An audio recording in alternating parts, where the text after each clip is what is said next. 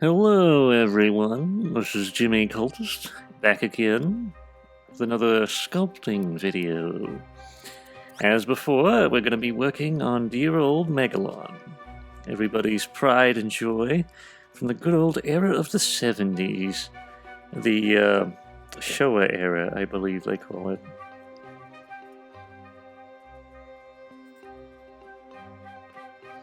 And I'm gonna go back on one of my decisions, which was to make his head big. I think I'll make it small again. But we'll see. I also was thinking of stretching it, but you know, we gotta watch it. Don't want to mess things up too much. Also might be nice to work with those drills a bit, get them in shape. I don't like their current undeveloped nature. And we can talk about Kaleidoscope, a useful tool for any time you're making this sort of thing. And Clipped Mirror too, especially for Megalon.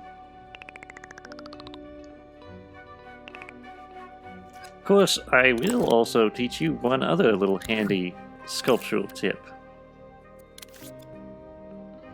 See, it's kind of awkward sculpting them at this angle.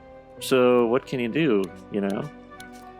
Well, you can go in here, copy this. Well, first, go to Live Clone, copy that. In case you forgot how copying works, L1 plus R2, that copies or clones. Now, getting this thing upright might be tricky. Oh, wait a minute. It's not tricky at all. We've got this thing called Stay Upright. Handy tool for all those people out there who are into sculpting. Oops. Now, getting this thing outside of this... Trying to scope... Yeah. I want to scope this out. It ain't easy. Alright, it's out. Scoping can be done with L1 and X, by the way, just as a reminder. But now that it's outside of the group, let's begin adding details. Also, we can turn Stay Upright off.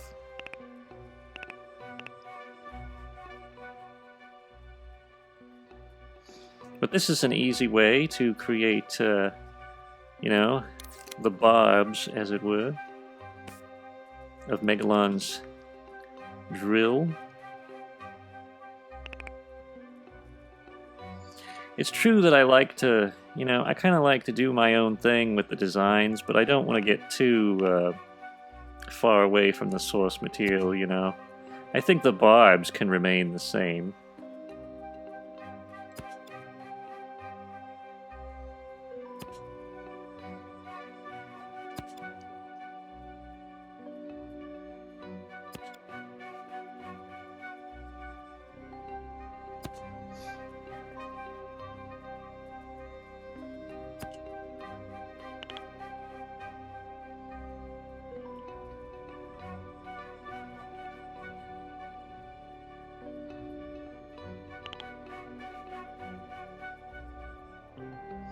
Might mess around with the tip just a tad.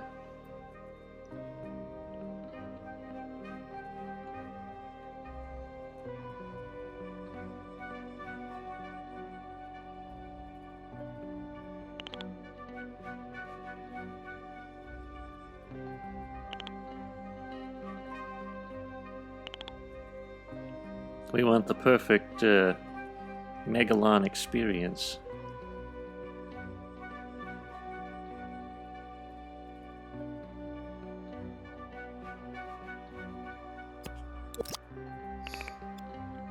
And we'll trim off the top here. I don't really want the sharp. The ends of his drills usually are dull, I think.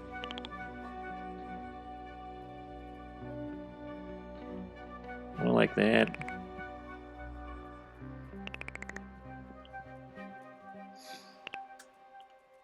Kind of want it to match.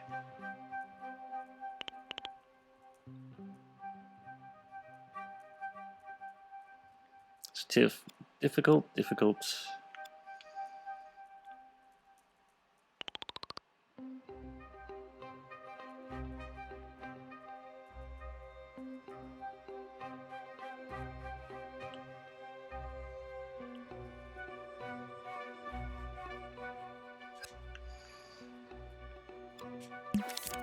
I might go ahead and turn off mirror. I think that might get us better results.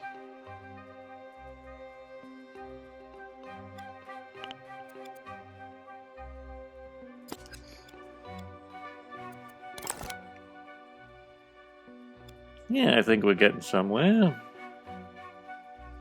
I also want to remove this thing because it just doesn't look good.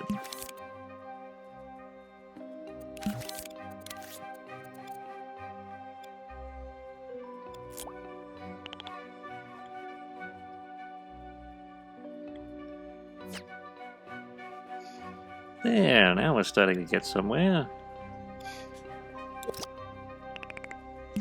Now, as for the underside, I don't know if this is even going to be visible, but we might, you know, toy around with the idea of making it something like this.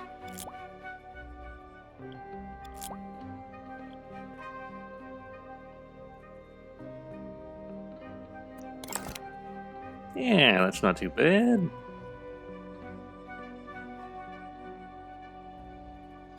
I feel like there need to be less rows, though. That's something I'm getting a major impression about.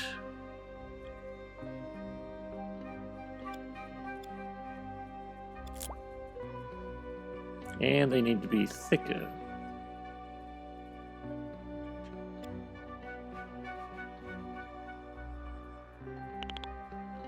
For the most part. Let's not overdo it.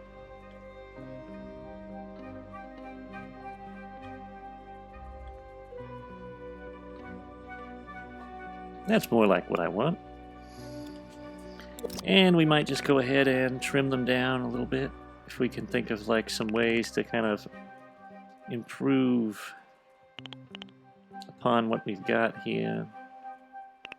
Just gonna fiddle around. Kaleidoscopes are a lot of fun, actually, because of how much variation you can, you know, add to them. Also, you might want to, if you're making industrial stuff, try setting it on hard blend. Sometimes that has some good results. Sometimes being a key word.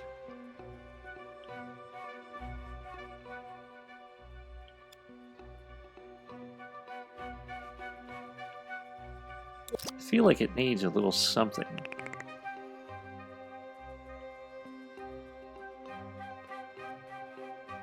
Some kind of sharp edges or something. I'm not really quite sure.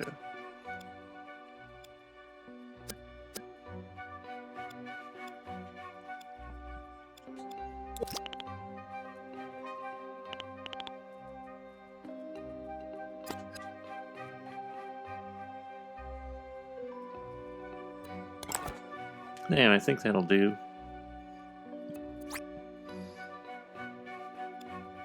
Maybe making them wider would be appreciated, I don't know.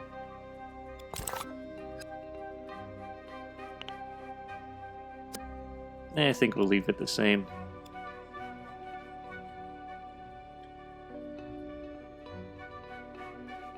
On the other hand, I think I kind of like that better. Wider really is the way to go.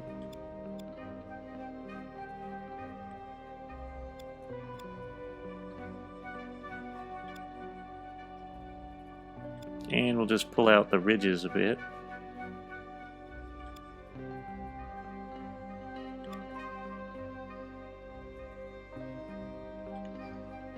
It's pretty obvious that I'm a fan of a bulky Megalon, so him having bulky drills probably isn't too big of a surprise.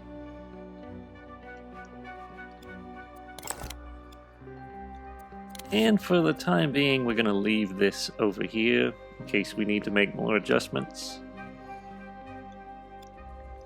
But we're starting to get somewhere. I also might make him a tad more lengthened in the middle.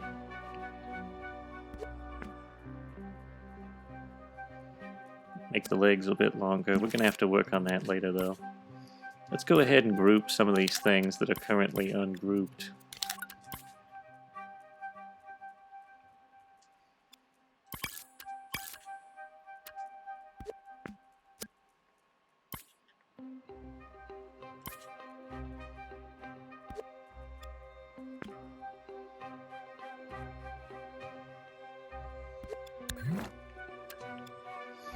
And let's go ahead and test out how he looks when he's bending about and such.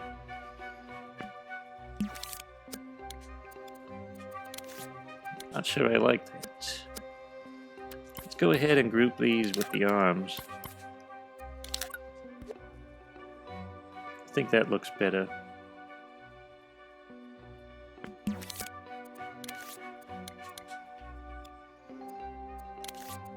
And let's go ahead and mess around with these bolts.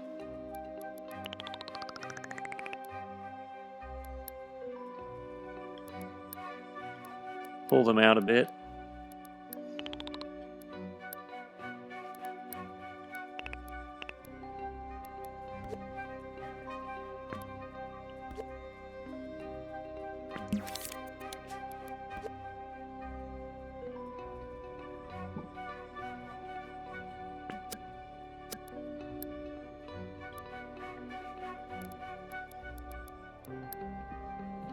I think right here would be a good pivot point.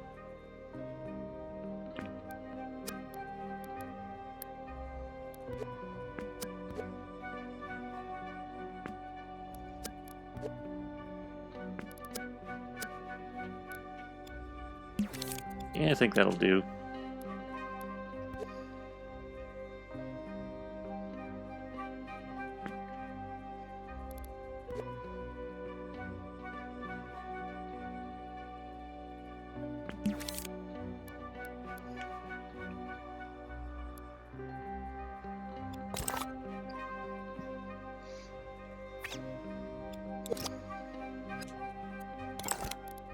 Almost want something better for this arm. I'm gonna go ahead and copy this out. This is gonna seem strange, but the reason why I'm doing this is because this is already, what do you call it? It already has a perfect kaleidoscope center. It doesn't need to be exactly perfect, but we're just gonna stick it on here.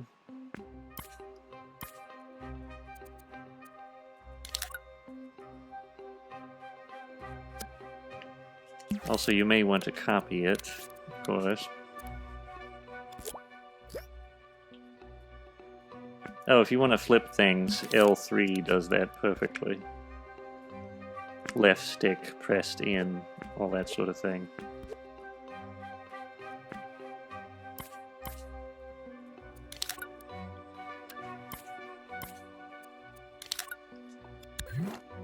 Then we'll go ahead... Oh, wait a minute. I forgot to do something. Or did we? Did we live clone these? Let's go ahead and see. Yeah, they're live cloned. They're matching green. Go ahead and delete all of these. Except for that.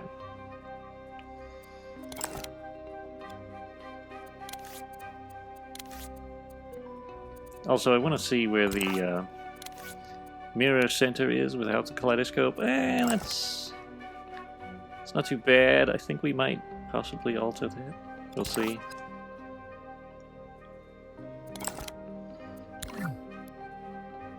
But now that we've made these alterations, we can actually kind of do away with a lot of this. I don't know if I'm going to do away with it entirely, because it's good to kind of keep the basis around just in case you want to change things.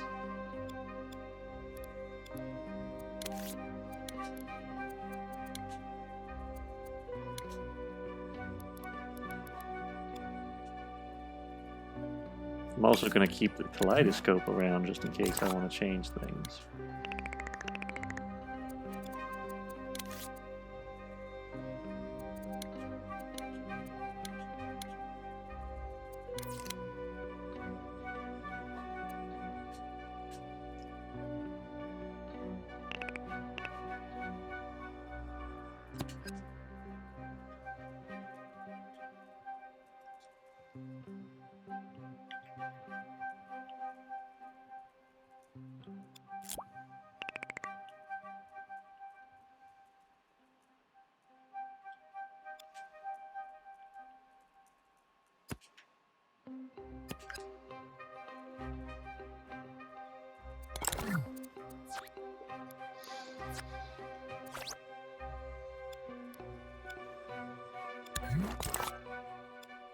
Now I suppose we can get to work on his arms in more earnest detail.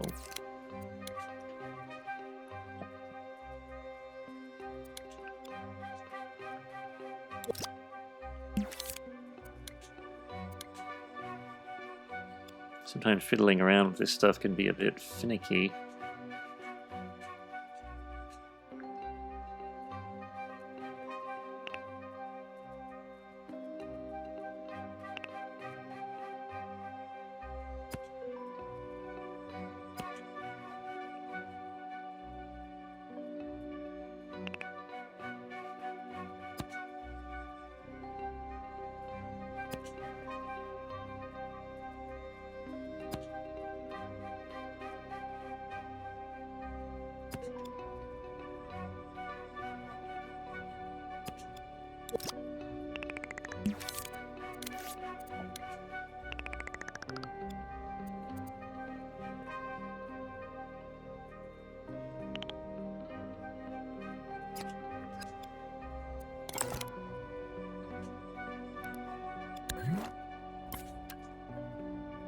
Second thought, I think I will delete this. I've changed my mind. And it's okay to change your mind. Don't get too rigid, folks.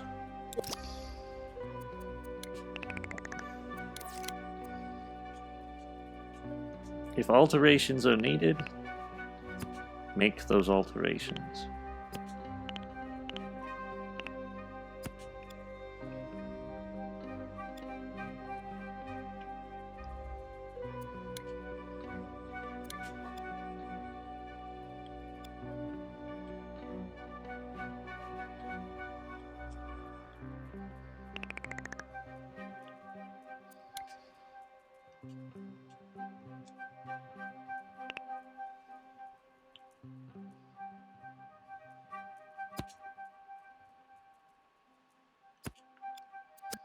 Let's try hard blend and see what that would be like. I think I much prefer hard blend. We'll see though. Maybe reasons why it's not ethical or expedient. We'll see.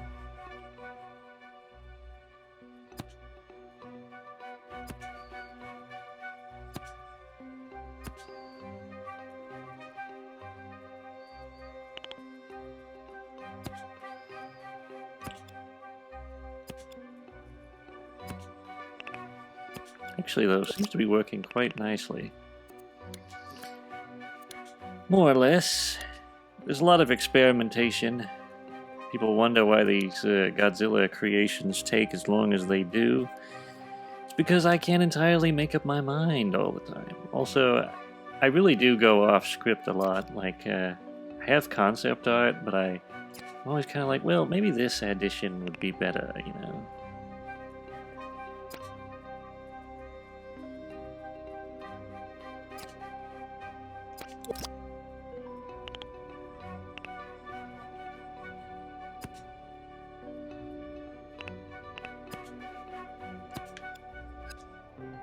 I think that's interesting.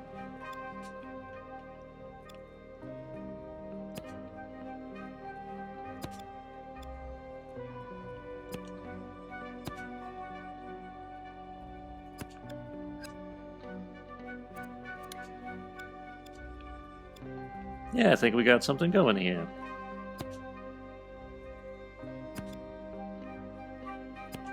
I'm a very spontaneous sort of person.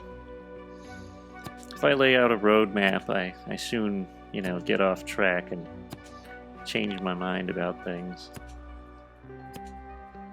Almost all of my games are that way. You know, for better or for worse, I didn't plan a lot.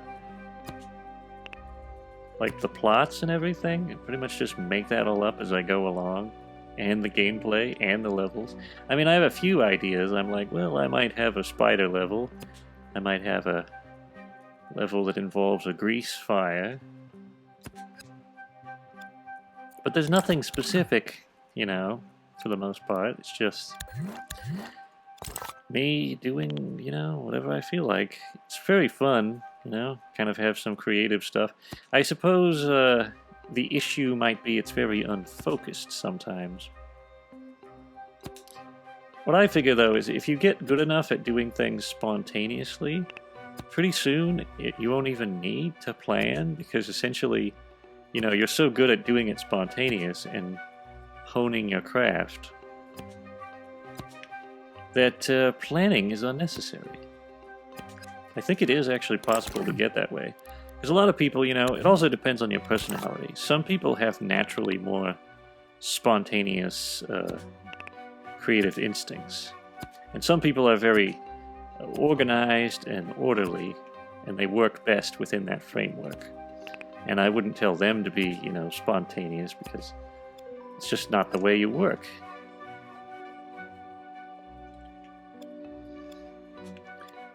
But I think it comes from when I was a child, you know?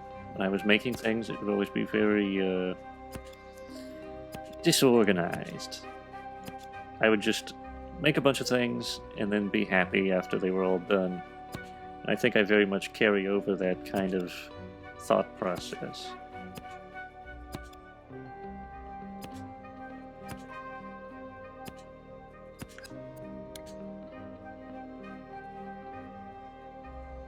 That's not bad.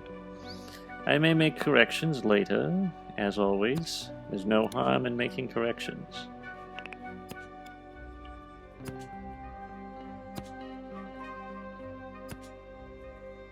We've got the basis, though, for something. Megalon is kind of a scaly character.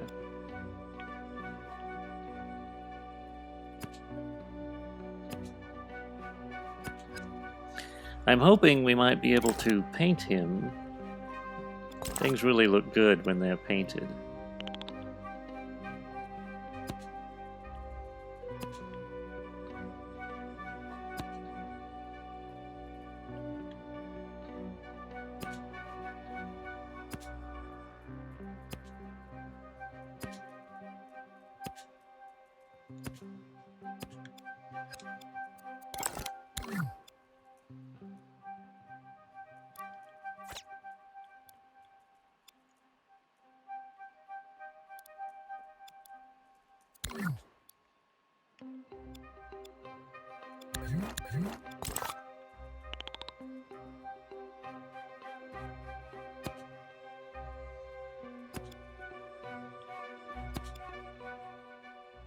That's nice.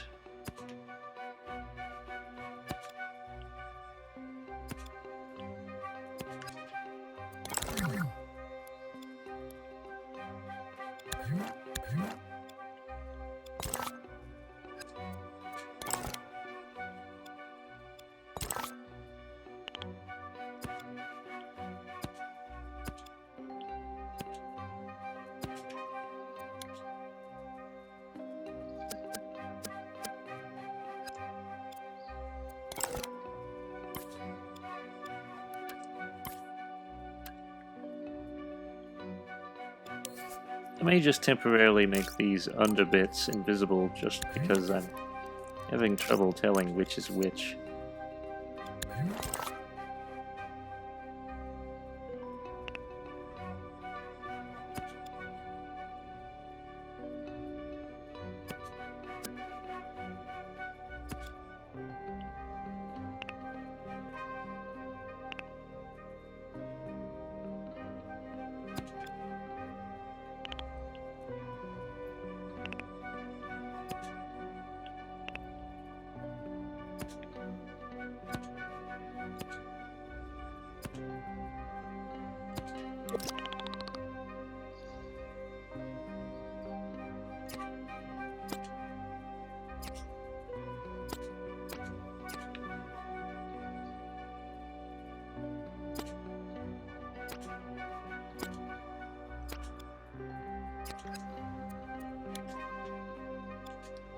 Let's turn on spotlight so we can see things a little better.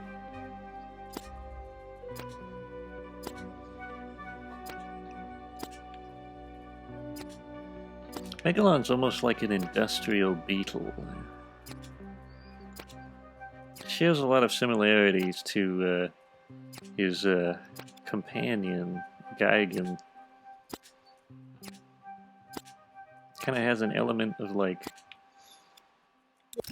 being mechanical almost, at least with the drills.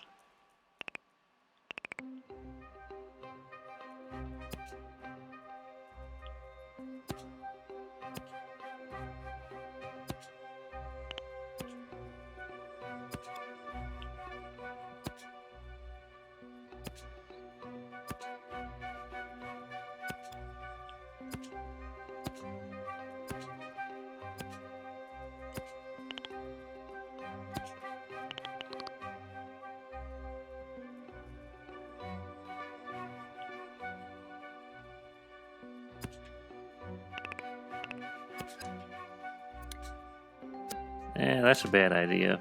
We don't want it to cramp our style up there.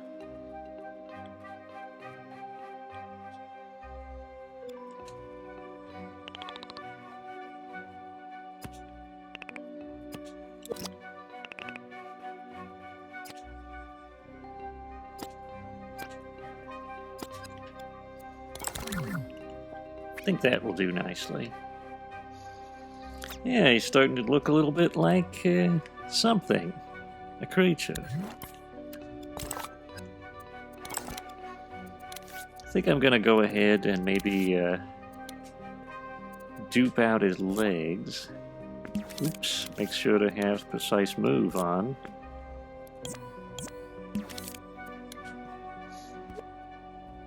Oopsie daisy. And we're just gonna go ahead and make a little something here so that we can tell the difference. Little change. Never hurt Megalon.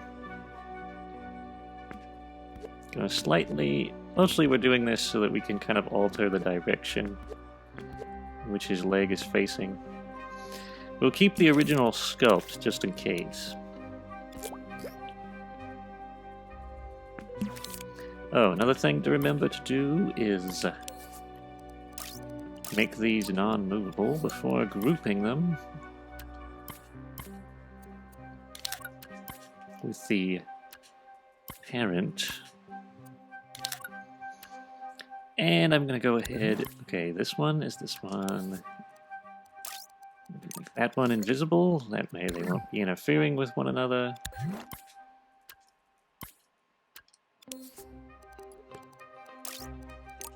Alright.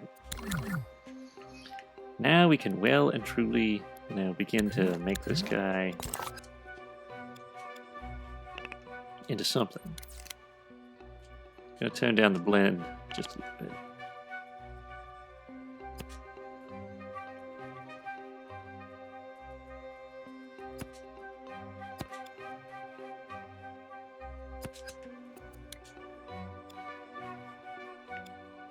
Yeah, actually, I'm really liking this.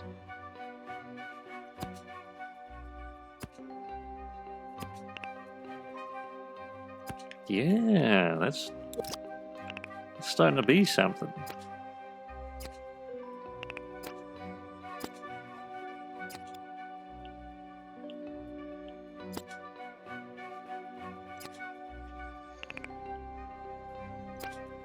I hope everyone is enjoying this, Usually we edit these videos down to kind of save time, and I decided this time to go into every element of it, maybe people could learn something by watching it in detail. Plus some people like that kind of long form content. I know not everybody's here for it, but if you're trying to sculpt in Dreams, I really wouldn't mind, what do you call it? I wouldn't mind someone else taking pointers from this. Like if you wanted to make some Godzilla content of your own with your own original spin, shall we say, be my guest. You can use the principles and just make sure that it's actually different from mine, because I don't mind being ripped off, but just kind of the world is more boring when everybody copies each other. I know that some people, the early creative process, you do kind of have to what do you call it? You have to imitate before you can learn to make things for yourself. So I don't really begrudge, you know, if you're really young and you're making things that are essentially, you know, knockoffs of other things, that's fine. And there's nothing completely original. You know, even people who are like really good artists know that everything is influenced by something else. There's nothing truly, you know, unique. There are certain things that humans are going to do over and over again, and there's nothing wrong with that. I do think, though, there's such a thing as unique, what do you call it? Unique vision. Like, people have a specific attitude and a specific personality that you're not going to get anywhere else.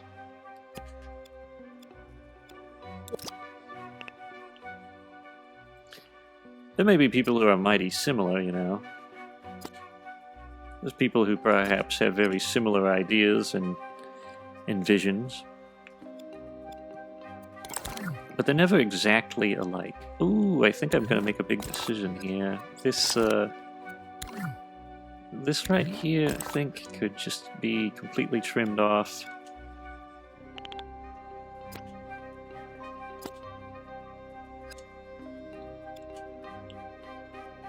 Yeah, that's better, I think.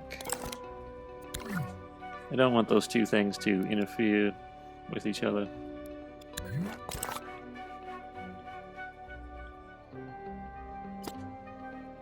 Let's kind of dull these down a bit.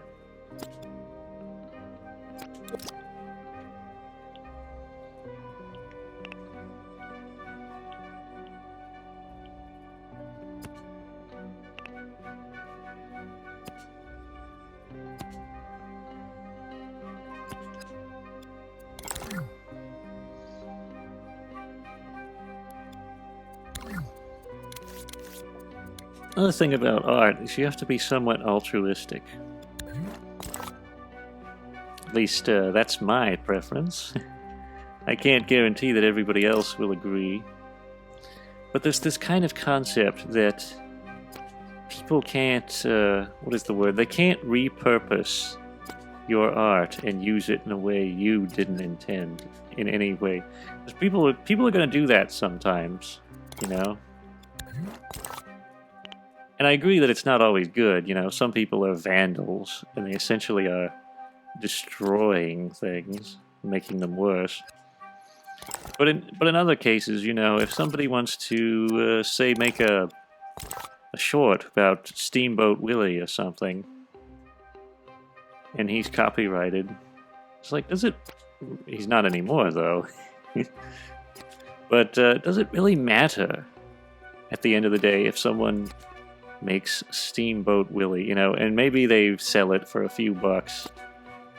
It's like, does that really matter? Do you think, like, Walt Disney, you know, in his grave is really upset that someone used Steamboat Willie without permission? I don't know. I just don't think it's a big deal. It's not quite theft, as I would put it.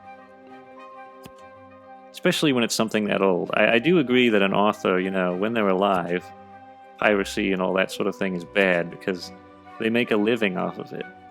But when they're gone, you know, and their original property is sold off to some company, some faceless corporation, do we really care if that faceless corporation makes a few less $1 million because they don't own Steamboat Willie?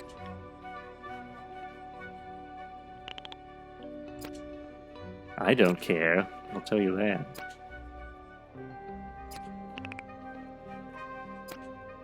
I suppose the argument would be, oh, there's so many people who are depending on that company for their jobs. And it's like, well, should they, though? Should they really be working at that place? Do we all have to just take it? Do we have to just be slaves and drones and do things we don't want to do? And work for corporations that just don't make anything of value? Oh well, I guess it's one of those age-old debates, you know?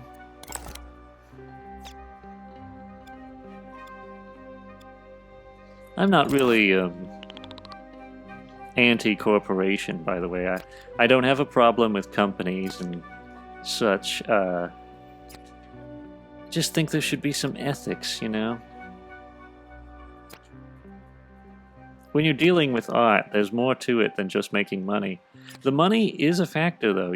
I don't think you should entirely remove, you know, what do you call it, practicality from art. There should be limitations to budget and constraints on what you're able to create. Just because constraints often make creativity better.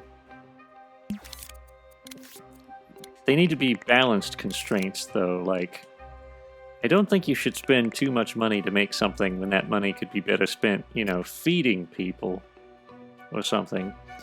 But at the same time, I don't think, you know, if you could spend $1 million to make a really good movie, we don't need to necessarily withhold that money arbitrarily just because it's not, you know, likely to make back its budget if it's actually good. I guess, though, corporations, you know, they don't really know the difference. If you're like a money-making company, you probably don't know what good art is. It's kind of like investment. You invest in something that you think is good art, or that people will perceive as good art, so that you can make back, you know, your money.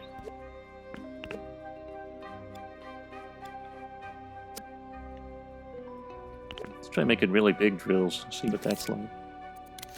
Oh, another thing we could do is we could actually tint these drills just a bit. Add some metalness. Not too much, a little shininess. 52, 68. Let's do that again. 52, 68. Yeah, it's got a nice sheen to it.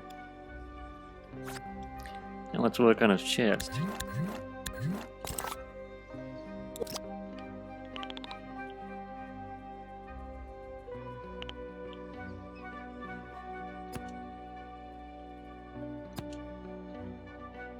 For me, though, it's hard not to feel like art is a completely a disposable thing at this point. People don't really care about it. Mainly what they're interested in is production. How fast can something be made, and how profitable can it be?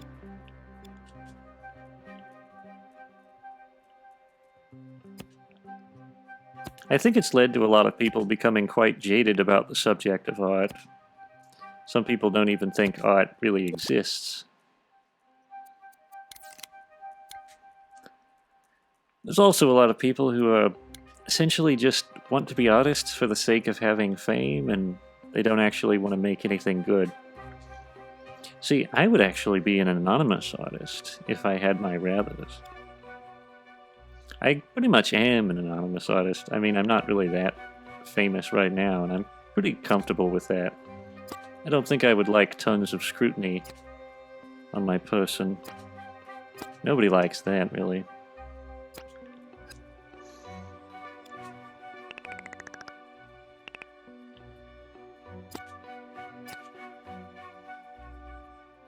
But I would be an anonymous artist. I think the only reason why I pursue notoriety, and why all artists pursue it, is because that's the only way you can make good things.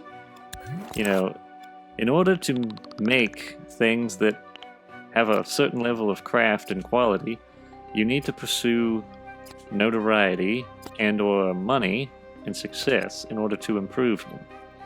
I can make some decent things free, but you can't live on free things all your life, so to speak.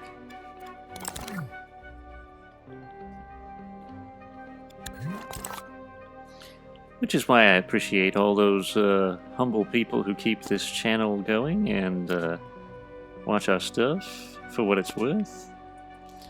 May not be much, but it means a lot to us and to the people I provide, you know, entertainment for.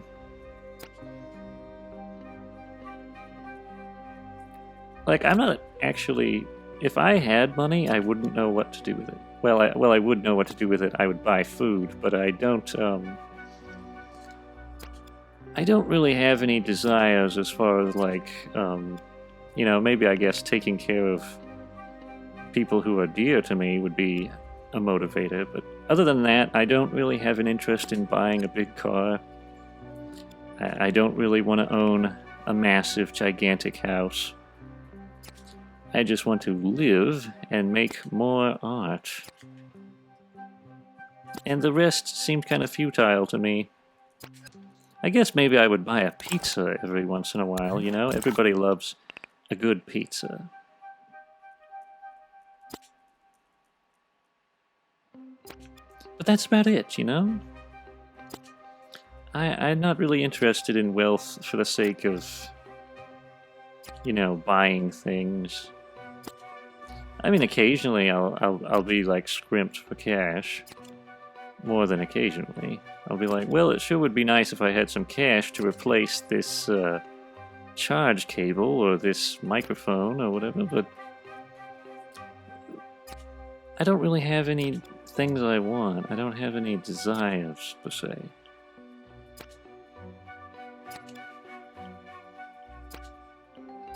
No personal ones. Other people around me, you know, people who, other people need the money more than I do. We'll just say that. That's looking quite good.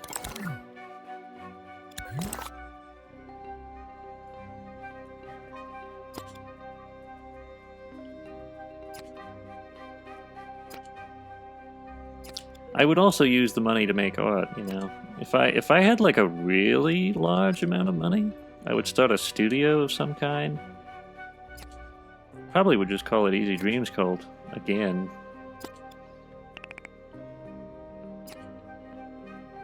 And I would just make art. Possibly for free if I was independently wealthy. I really don't have a problem with art being free when I can afford to do so. It's just, I need to keep the belly full, you know? I need to keep myself alive. If I die, I can't make any more art, so we must avoid death to some degree.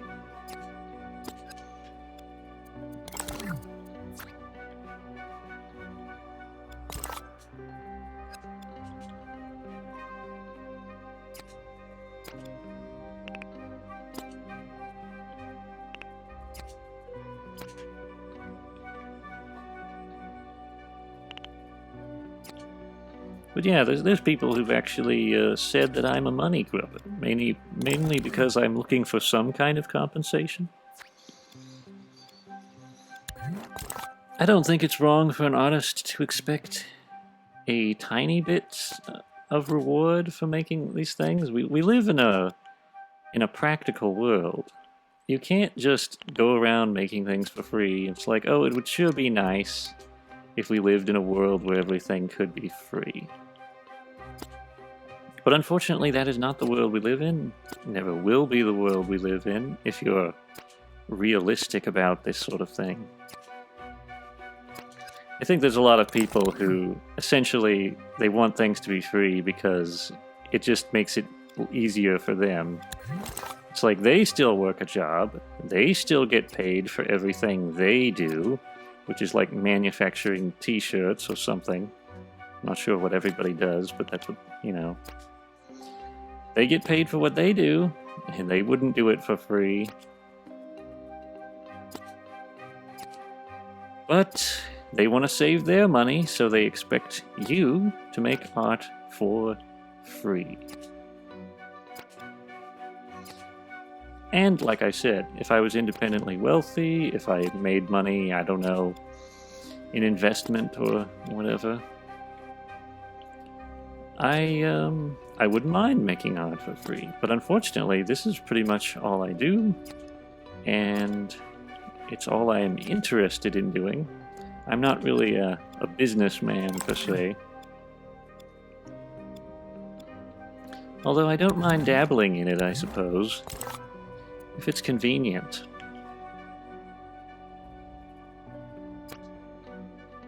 It depends.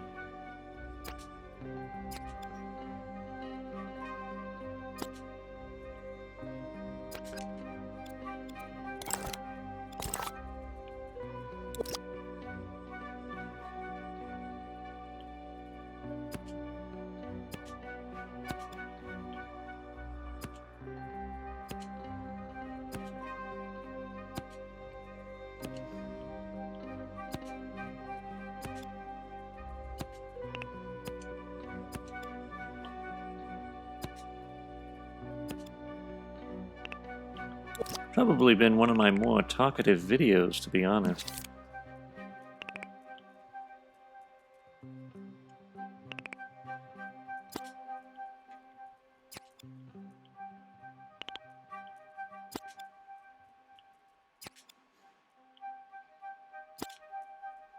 Gotta admit, I'm not actually entirely a practical person.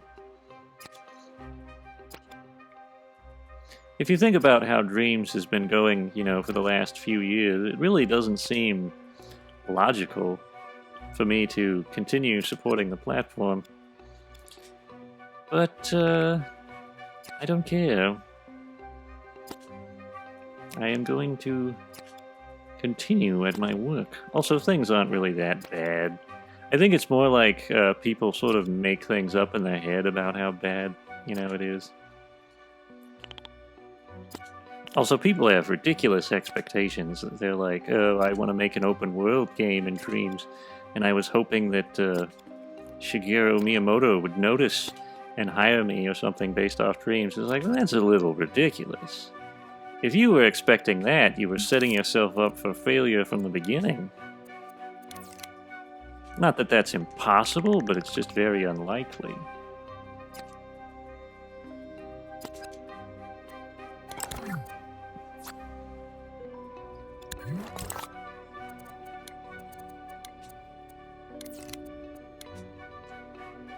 I also heard there were people who thought Dreams would change the nature of humanity.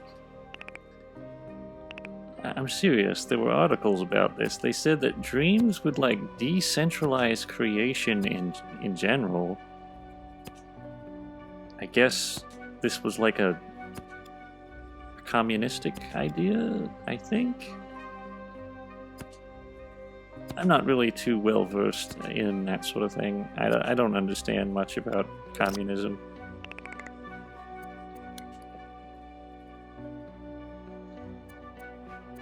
Marty knows all about it, though. Marty certainly knows all about communism. He's the fellow who edits these videos, by the way, in case you're wondering.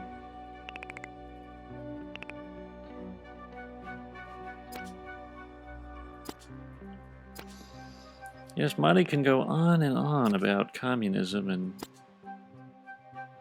Pol Pot or something, I don't know.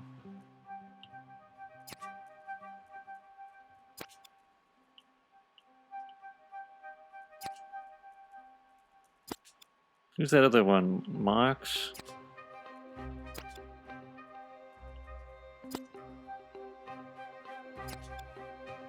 I saw a picture of Marx. He looks kind of like a transcendentalist.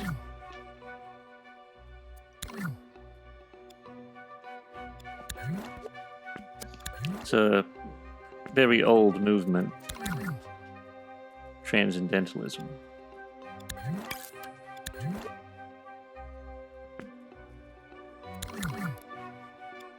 I think it's kind of like a religion? Or a philosophy?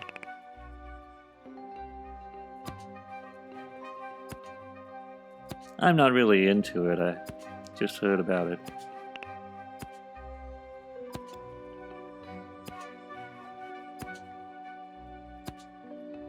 I think it was popular around the turn of the century, I'm not sure.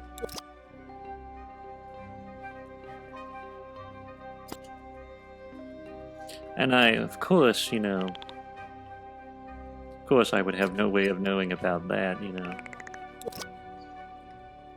I didn't live through the turn of the century, of course not. And I've definitely never met any transcendentalists. In theory.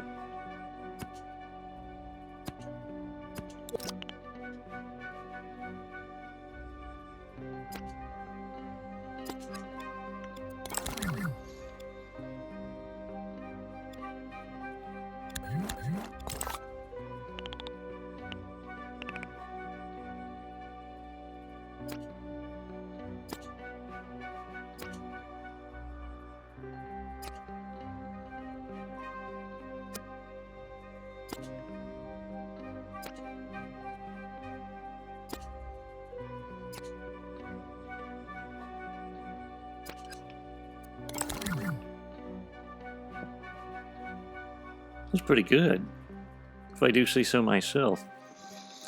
It's probably not everybody's cup of tea. You know, I actually kind of favor the classic designs of a lot of these Godzilla monsters. They're actually not that bad. There's not a whole lot to improve in some cases. I mean, the suits are a bit obvious, you know, you can kind of tell that they're, you know, people in a suit. But a lot of the design philosophy is fairly striking, very memorable.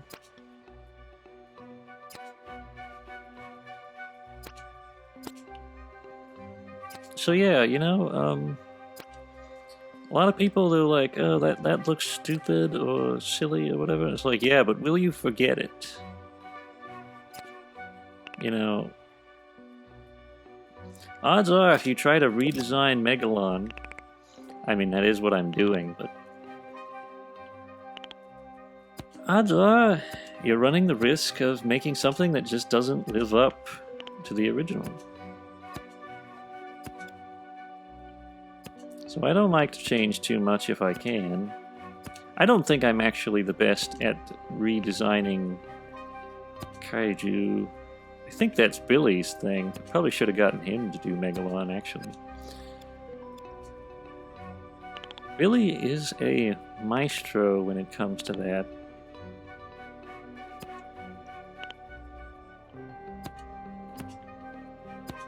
He just knows how to... I don't know, something about him and rubber monsters. He knows how to do that.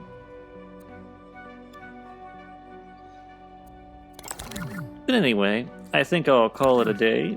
Sadly, we didn't get to paint him, but, you know, we're getting closer, a lot closer to him looking like something. I'm going to give a quick shout out to our monthly supporters on Ko-fi. There they go. And don't forget to leave a comment about what you'd like to see, you know, or any suggestions, you know, for future videos and that sort of thing. And tell us if you enjoy this content. And that's all for now. If you enjoyed this video, don't forget to leave a like and subscribe to the channel. And don't forget to ring the notification bell so you never miss another video. If you wish to support our earnest insanity, you can check the links in the description to donate or buy merch. Until next time, goodbye.